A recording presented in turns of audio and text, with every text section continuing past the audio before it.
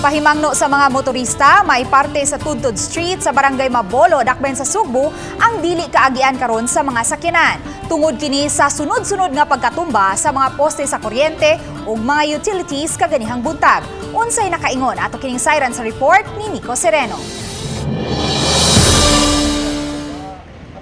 Ang sitwasyon ning bahin sa Barangay Mabolo nasusama sa paghumanog hapak sa kusog nga bagyo. Nangatumba ang mga poste sa mga utility companies. Apektado ang parte sa El Tudtod ug Arca Street sa maong barangay. Pasado alas 11 kaganihang buntag, nahitabo kini dihang migawas ang 10-wheeler truck sa usa ka kumpanya. Matod sa driver, gikan ra gyud siya sa ilang yarda ug gani magsud gawas naman siya sa dapit. Nahipos man sab kuno ang boom sa iyang truck ni adtong higayuna. Sige na mi diri kay Okay. amo man ning kuan diri motor pool diri.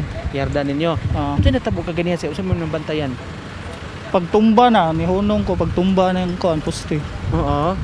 Maura siya ako nabantayan nga natumba na. Tulo ka poste sa Visayan Electric kundi induha niini mga primary posts nga dunay transformer ang natumba. Nagdomino effect sab kini sa uban pa nga mga poste, labi na ang 5 nga iya sa mga telecommunications companies. Maong walay kuryente karong orasa sa dapit ug wala say internet connection. Matod sa mga ahente, nang reklamo na ang uban nga apektado. Ni-complain sila kay way internet kami pagikasabuan kay kami kano hinungdan. Niya akong giingnan nga ang una mo trabaho ang Bicop.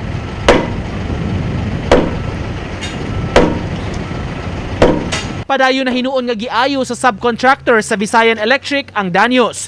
Mataod-tauran pa kuno ang pag-ayo sa ubang mga poste apan paningkamutan nila nga ma-restore ang primary lines karon. Dako gining dami sir mga pabuntagan pag gini sir.